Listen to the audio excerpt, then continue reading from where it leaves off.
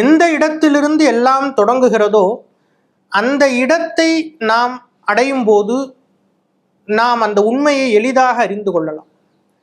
எல்லாம் அம்பிகையிடமிருந்துதான் உண்டாகிறது. அவள்தான் ஜெகன் மாதாவாக இருக்கிறாள். எல்லாம் மீண்டும் அவளுக்குள்ளேயே லயமாகிறது.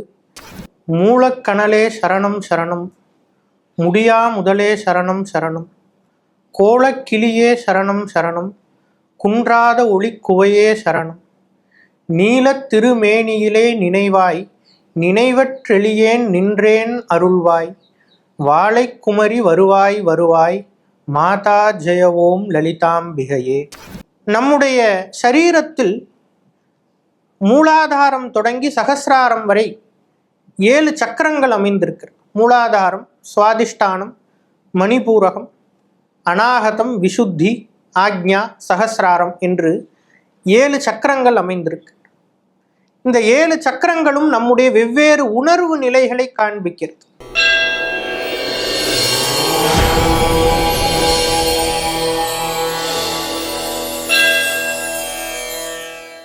தெய்வத்தமிழ் டிவி நேயர்களுக்கு அன்பு வணக்கம்.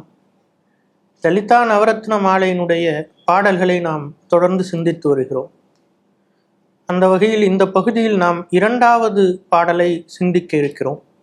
முதலில் 2வது பாடலானது மூலக்கணலே சரணம் சரணம், முடியா முதலே சரணம் சரணம், கோலக்கிளியே சரணம் சரணம், குன்றாத ஒளிக்குவையே சரணம், நீலத் திருமேனியிலே நினைவாய், நினைவற்றெளியேன் நின்றேன் அருள்வாய், வாழைக்குமரி வருவாய் வருவாய், மாதா ஜெய ஓம் லலிதாம்பிகையே. இதுதான் 2வது பாடலாக அமைகிறது. இந்த 2வது பாடலினுடைய பொருளை நாம் சிந்திப்பதற்கு முன்பு இந்த பாடல் நமக்கு ஒரு முக்கியமான ஒரு விஷயத்தை காண்பிக்கும். அம்பிகையினுடைய வெவ்வேறு விதமான வெளிப்பாடுகளை இந்த பாடல் நமக்கு காண்பிக்கிறது. அப்படி காண்பித்ததோடு நில்லாமல் அவளுடைய வெவ்வேறு வெளிப்பாடுகள் மூலமாக எப்படி நாம் அம்பிகையை சரணாகதி செய்ய வேண்டும், எப்படி நாம் அம்பிகையை வணங்க வேண்டும் என்று காண்பிக்கிறோம். நாம் தொடக்கத்திலேயே பார்த்தோம், இந்த பிரபஞ்ச இயக்கத்தினுடைய ஆதார சக்தியாக அம்பிகை விளங்குகிறாள். இந்த பிரபஞ்ச இயக்கத்திற்கு தேவையான அத்தனை விதங்களிலும் அவள் தன்னை வெளிப்படுத்தி கொள்கிறாள். அப்படி வெளிப்படுத்தி கொள்ளக்கூடிய அம்பிகையை நாம் சரணம் செய்யும் போது, சரணாகதி செய்யும் போது இதனுடைய உண்மையை நாம் அறிந்து கொள்வது எளிதாகிறது. எந்த இடத்திலிருந்து எல்லாம் தொடங்குகிறதோ அந்த இடத்தை நாம் அடையும் போது நாம் அந்த உண்மையை எளிதாக அறிந்து கொள்ளலாம். எல்லாம் அம்பிகையிடமிருந்துதான் உண்டாகிறது. அவள்தான் ஜெகன் மாதாவாக இருக்கிறாள்.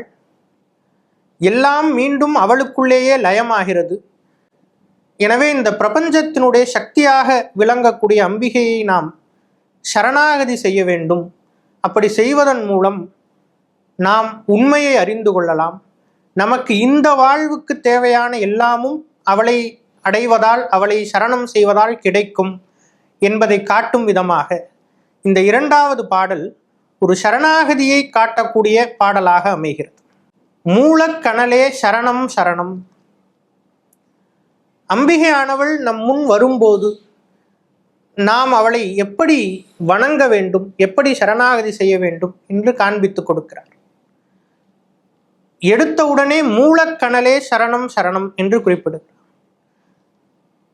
இந்த பாடலில் இருக்கக்கூடிய பொருளை நாம் கொஞ்சம் யோக மார்க்கமாக சிந்திக்கலாம். நம்முடைய சரீரத்தில் மூலாதாரம் தொடங்கி சகசிராரம் வரை 7 சக்கரங்கள் அமைந்திருக்கிறது. மூலாதாரம், சுவாதிஷ்டானம், மணிபூரகம், அநாகதம், விசுத்தி, ஆக்ஞா, சகசிராரம் என்று 7 சக்கரங்கள் அமைந்திருக்கு. இந்த 7 சக்கரங்களும் நம்முடைய வெவ்வேறு உணர்வு நிலைகளை காண்பிக்கிறது. நம்முடைய இயக்கத்துக்கு தேவையான அந்த ஆற்றலானது, அந்த சக்தியானது நம்முடைய மூலாதாரத்திற்குள் அடங்கி இருக்கிறது என்று நம்முடைய சாஸ்திரங்கள் காண்பிக்கிறது. அந்த சக்தி வெளிப்படும் போது, விழிப்படையும் போது நாம் அறிய முடியாத விஷயங்களை எல்லாம் அறிந்து கொள்ளலாம். நாம் உண்மை பொருளை அறிந்து கொள்ளலாம் என்று நம்முடைய யோக மார்க்கம் காண்பிக்கிறது. அப்படி அந்த மூலாதாரத்தில் அடங்கி இருக்கக்கூடிய குண்டலினி என்ற அந்த சக்தி ஸ்வரூபிணியாக அம்பிகை இருக்கிறாள். ஒரு சர்ப்பமானது, ஒரு பாம்பானது எப்படி அடங்கி தன்னையே சுற்றி கொண்டு வளைத்து கொண்டு படுத்திருக்குமோ அதுபோல அம்பிகை என்ற அந்த பெரும் ஆற்றலானது நம்முடைய சரீரத்துக்குள், நம்முடைய முதுகுத்தண்டினுடைய கடைசி பகுதியாக இருக்கக்கூடிய அந்த பகுதிக்கு மூலாதாரம் என்று பெயர். இந்த மூலாதாரம் தான் நம்மையும் இந்த பூமியையும் இணைக்கக்கூடிய ஒரு இணைப்பு பகுதியாக இருக்கிறது. அந்த மூலாதார பகுதியில் ஒரு நாகம் போல் அந்த ஆற்றலானது 3.5 சுற்று அளவில் தன்னை சுற்றி கொண்டு அந்த ஆற்றல் அடங்கி இருக்கிறது என்று நம்முடைய சாஸ்திரம் காண்பிக்கிறது. அந்த ஆற்றல் வெளிப்படும் போது, நம்முடைய உணர்வு நிலை மேம்படும் போது, அந்த ஆற்றல் ஒவ்வொரு சக்கரமாக கடந்து மூலாதாரத்தில் தொடங்கி பின்பு சுவாதிஷ்டானம், மணிபூரகம், அநாகதம் என்று ஒவ்வொரு சக்கரமாக கடந்து சகசிராரத்தை அடையும் போது அந்த யோகியானவன் பூர்ண ஞானத்தை அடைகிறான். சகசிராரத்தில் இருக்கக்கூடிய சிவத்தோடு அந்த சக்தி போய் சேர்கிறது.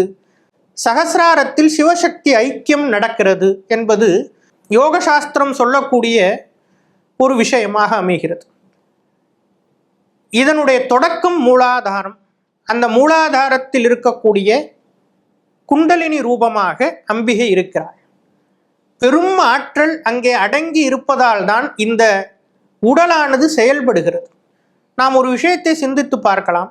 இந்த உடல் எப்படி செயல்படுகிறது? இந்த உடல் பிறந்தது தொடங்கி இந்த உடலில் இருக்கக்கூடிய அந்த பிராணனாகட்டும், இதயமாகட்டும், இந்த உடலில் இருக்கக்கூடிய உறுப்புகளாகட்டும், இதெல்லாம் உயிரின் இருப்பை வைத்து செயல்படுகிறது என்று நாம் சொல்கிறோம்.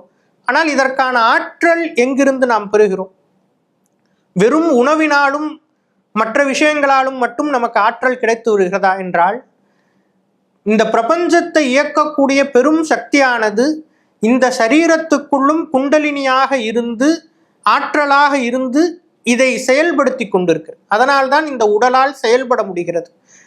அந்த உடலும் பிராணனும் செயல்படுகிறது. அந்த உடலையும் பிராணனையும் வைத்து மனம் செயல்படுகிறது.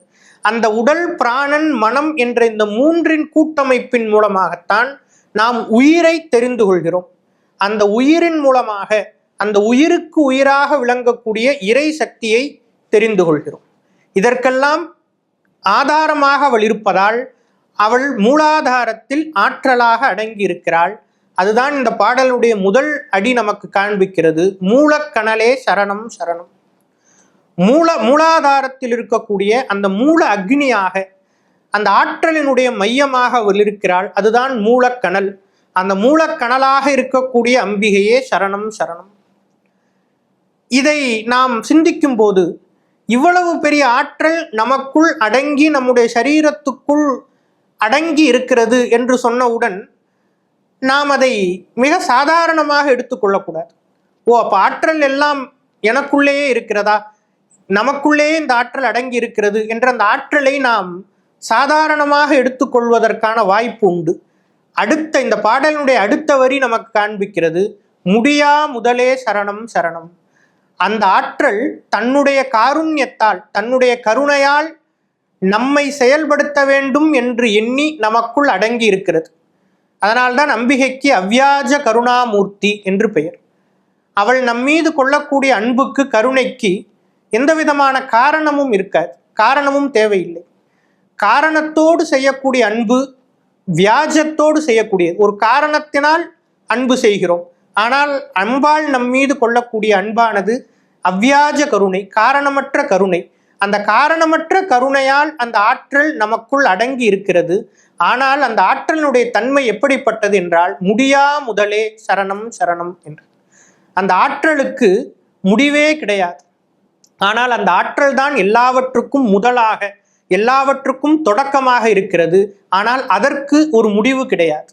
நாம் பொதுவாக ஒரு விஷயம் சொல்வது வழக்கம். முதல் என்று ஒன்று இருந்தால் அதற்கு முடிவு என்று ஒன்று இருக்கும். தொடக்கம் இருந்தால் முடிவு இருக்கும். ஆனால் அம்பிகையானவள் எல்லாவற்றுக்கும் முதலாக, எல்லாவற்றுக்கும் தொடக்கமாக இருக்கிறாள். அவளிலிருந்து தான் இந்த பிரபஞ்சம் உண்டாகிறது. இந்த பிரபஞ்சம் அந்த தாயிடமிருந்து ஒரு குழந்தை வெளிப்படுவது போல் வெளிப்படுகிறது. அவள் ஜெகன் மாதாவாக இருக்கிறாள். ஆனால் அவளுக்கு முடிவு கிடையாது. அவள் எல்லாவற்றுக்கும் முதலாக இருக்கிறாள். ஆனால் அவளுக்கு தொடக்கமோ முடிவோ கிடையாது. அவளுக்கு முதலும் முடிவும் கிடையாது. ஒரு பொருளுக்கு தொடக்கமும் முடிவும் இல்லை என்றால் அந்த பொருள் காலத்திற்கு அப்பாற்பட்டது என்று அர்த்தம். எனவே முடியா முதலே சரணம் சரணம் என்று நாம் சிந்திக்கும் போது அம்பிகையினுடைய காலாதீத ஸ்வரூபத்தை, அவள் காலத்திற்கு அப்பாற்பட்டிருக்கிறாள் என்ற அந்த ஸ்வரூபத்தை நாம் உணர்ந்து அவளை சரணாகதி செய்கிறோம். முதல் வரியில் நமக்குள் தன்னுடைய காருண்யத்தால் அடங்கி இருக்கக்கூடிய அம்பிகையை மூலக்கனலே சரணம் சரணம் என்று வணங்குகிறோம். அதற்கு அடுத்தபடியாக எல்லாவற்றுக்கும் காரணமாக இருந்தாலும் தனக்கு ஒரு முதலும் முடிவும் இல்லாத காலத்திற்கு அப்பாற்பட்டிருக்கக்கூடிய அம்பிகையை முடியா முதலே சரணம் சரணம் என்று வணங்குகிறோம். இந்த பாடலை இனிவரும் பகுதிகளில் தொடர்ந்து சிந்திப்போம்.